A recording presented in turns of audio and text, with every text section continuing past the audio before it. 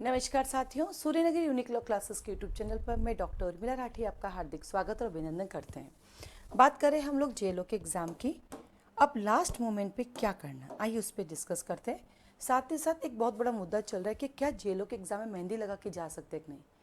ये कैसा मुद्दा है? अरे है भाई, हम फीमेल्स हैं, हमारी करवा चौथ आ रही है, मेहंदी तो लगाएंगे। किसी की फर्स्ट है, किसी की सेकेंड है, चाहे कितनी भी क्यों ना हो, मेहंदी तो लगानी है। अब आरपीसी ने कोई गाइडलाइन जारी नहीं की। बच्चे मुझे फ़ोन करें, अब क्या करें?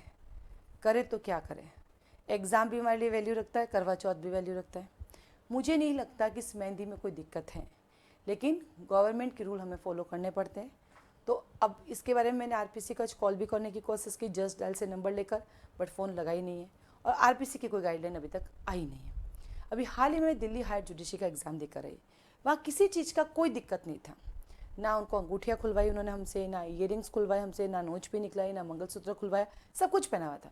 उनके पास इतनी बढ़िया टेक्नोलॉजी थी, चीज़ें थी, हमें अच्छे से कंप्लीट चेक किया, हमें स्कैन किया, और हर कमरे में जैमर लगा हुआ था। पता नहीं ये सुविधा राजस्थान कब लेके आएगा। राजस्थान के अंदर पेपर लीक हो जाते हैं, वो सब जायज़ है, हम ये सब पहन के नहीं जाए क्योंकि ये नाजायज़ है। गज़ब है। अब वो बेचारी बच्चियाँ परेशान हो रही है जेलों के एग्ज़ाम के लिए कि मेहंदी अलाउ है या नहीं। अभी हाल ही में एक पेपर हुआ था जेलों में, वह लड़ लिए। अरे ये क्या मतलब, क्या है राजस्थान के अंदर? फ़ोन लगाओ तो डिपार्टमेंट में फ़ोन नहीं लगते हैं, रूल ऐसे से निकाल रहे हैं, कुछ पता ही नहीं चलता है। पेपर उनके लीक बसों में हो सकते हैं, पेपर शुरू होने से पहले बाहर लोगों के पास पेपर आ सकते हैं, बट हम ये सब ना करके जाए, हमें कैसे इरिटेट, नोच पिन तक निकलवा देते हैं। अरे हमें नकल करने की तो हम नोच पिन के थ्रू करेंगे क्या? इतना समय है क्या? इतनी करेंगे तब तक तो पढ़ाई नहीं कर लेंगे हम। तो बहुत परेशान है, तो बच्चे बहुत परेशान है। कोई गाइडलाइन आई नहीं है कि मेहंदी लगा के जाए या नहीं जाए। मैं तो यही कहेंगे, हम सब सुहागिन है, मेहंदी लगा के जाओ। ये त्यौहार भी हमारे लिए उतना ही वैल्यू रखता है जितना कि एग्ज़ाम, और एग्ज़ाम भी उतना ही वैल्यू रखता है जितना त्यौहार। तो दोनों ही जरूरी है, इसलिए मेहंदी से नकलें नहीं होती, आप मेहंदी लगा के जाओ। ठीक है, चलिए इसके अलावा आगे चलते हैं। लास्ट मोमेंट, आज आपके पास 30 अक्टूबर आपका हो गया है, जो कि अब ख़त्म होने वाला है। ठीक है, ये आपका 30 अक्टूबर है जो ख़त्म होने वाला है। तो बचा आपके पास 1 अक्टूबर, 31 अक्टूबर, 1 नवंबर, 2 नवंबर। 3 दिन ही क्यों दे रही हूँ? क्योंकि मोस्ट ऑफ जो बाहर के बच्चे हैं उनको ट्रेवल करना पड़ेगा 3 तारीख को, तो उनके पास नहीं है। और जो सेम डिस्ट्रिक्ट वाले बच्चे हैं उनके पास 3 तारीख भी है। तो मैं तो ये कहूँगी जिनकी बहुत अच्छी तैयारी है वो 2 तारीख तक ही पढ़े, 3 तारीख को रिलैक्स रहे, ताकि अपने माइंड को भी थोड़ा पचने का समय दे, ताकि आप अच्छे से अपने माइंड को जितना भी पढ़ा है उसको एडजस्ट करवा सके। अब आपके पास 3 डेज़ है, आप टारगेट कर लीजिए। अभी 3 दिन तो जो भी आप लोग हैं सब छुट्टियाँ ले लीजिए, जहाँ जहाँ से ले सकते हैं। अब एक दिन आपका करवा चौथ का व्रत है, तो भूखे पेट भजन नहीं होता, बट करना पड़ेगा, वो भी ज़रूरी है। तो हस्बैंड वाइफ दोनों व्रत करें, एक दूसरे को देख के मोटिवेट हुए, ताकि भूखे पेट भजन भी हो जाएगा, पतिदेव का सपोर्ट रहेगा तो पढ़ाई भी हो जाएगी। ठीक है, तो 31 अक्टूबर को आप एक काम करेंगे, अपना टारगेट रखें कि मुझे CRPC, CPC plus Hindi grammar का रिवीजन करना है पूरे दिन में। ठीक है, 1 नवंबर को मुझे इंडियन एविडेंस एक्ट, लिमिटेशन और प्लस मुझे इंग्लिश ग्रामर पूरा कंप्लीट देखना है। और 2 नवंबर को मुझे कॉन्स्टिट्यूशन और प्लस मुझे ड्राफ्टिंग और इंटरप्रिटेशन देखना है। बस इतना ही तो हमारा कोर्स है, इससे ज़्यादा कोर्स नहीं है। 3 दिन अब इसको डिवाइड कर लीजिए, फिर पूरे दिन वही देखना है, और अब दोबारा इनको नहीं देखना है। क्योंकि मेरा एक प्रैक्टिकल एक्सपीरियंस है कि जब हम कभी भी कोई चीज़ पढ़ते हैं, जब हम पढ़ते हैं तो उनको आप रिवाइज़ करते रहो। अगर मान लीजिए आज आपने कुछ पढ़ा और आप उसको 24 आवर में वापस एक बार देख लेते हो सर से नज़र से, तो आपको 7 डेज़ याद रहता है। यदि 7 डेज़ के अंदर आप एक बार पढ़ लेते हो तो आपको 15 डेज़ याद रहता है।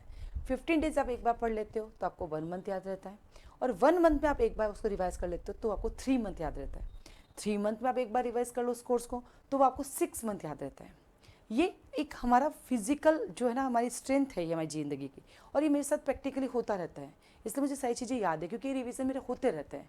अब आपको तो क्या है, 24 वाली बात हो गई, अब तो 3 दिन ही, हमें एक सप्ताह ही हमारे पास, उसके अंदर याद रखना है। कब से आप पढ़ ही रहे हो, इतने टाइम से आप लोग पढ़ ही रहे हो, तो अभी ये टारगेट अपना रखो कि भाई इतने से आपको करना है, ताकि आप आराम से उसको कर सकते हो।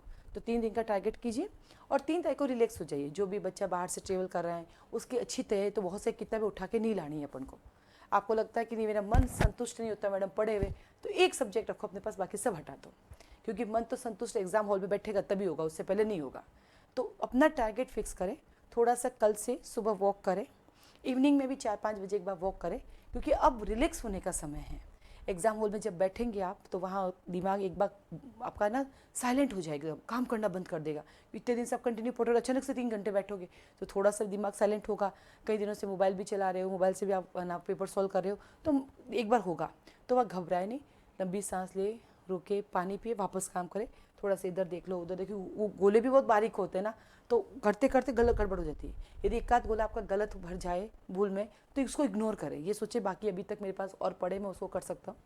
नेगेटिव मार्किंग होती है, 100% वाले को पहले आप कंप्लीट कर लीजिए, और जब आपने उसको निशान लगा दिया तो दोबारा उसको जब भरते वक्त मत पढ़ना, क्योंकि हमारी गलती क्या है, हमने पहले पढ़ा, आंसर सही है, ऐसे करते करते पूरा पेपर किया, जब गोला भरने जाते ना पता नहीं क्या ही करते उसको चेंज कर देते। तो कसम खा के जाना वो मुझे चेंज नहीं करना है। फिर जो बाकी बच्चे हुए हैं आप देख लीजिए कि 150 क्वेश्चन में से अगर आपने 130 क्वेश्चन अटेंड कर लिए और 20 क्वेश्चन आपको नहीं आते हैं और 100% श्योर नहीं तो इग्नोर कर देना। आपको लगता नहीं मुझे श्योर है, मैं रिस्क ले सकता हूँ तो ही लेना, अन्यथा रिस्क मत लेना। नेगेटिव मार्किंग में हमें रिस्क नहीं लेनी होती है। इस तरह से आप इसको कंप्लीट कर सकते हैं। इसके साथ साथ ही हमारे पास एक मॉक टेस्ट सीरीज भी चल रही है। आपको लगे आपके पास समय है और आप उसको अटेंड कर सकते हैं, तो हमारे पास SULC का प्ले स्टोर में एक ऐप बना हुआ है।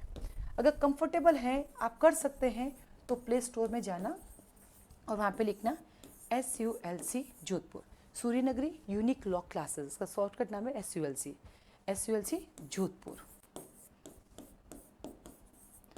इसको करना तो वहाँ पर आपको एक ऐप में मिल जाएगी टेस्ट सीरीज, वहाँ से परचेज कर सकते हैं। आपको लगता है मैं अपनी आंखें ख़राब नहीं करना चाहता तो आप उसे डायरेक्ट व्हाट्सअप से भी ले सकते हैं, PDF फाइल मिलेगा, प्रिंट आउट निकाल सकते हैं। आप कंफर्टेबल है तो आप इसको ज्वाइन कर सकते हैं, नहीं तो भी इग्नोर कर सकते हैं। लास्ट मोमेंट पर आपको लगता है नहीं मैडम अब नहीं तो चलेगा, और लेना चाहे तब जा सकते हैं। इसके अलावा बहुत सारे SULC जोधपुर अब प्ले स्टोर में आ चुका है, उसमें और भी बहुत सारे कोर्सेज है जो आपको वहाँ पर मिले को देख सकते हैं। तो आप सबको ऑल द बेस्ट, रिलैक्स हो जाइए और अच्छे से अपना एग्ज़ाम दे के आइए।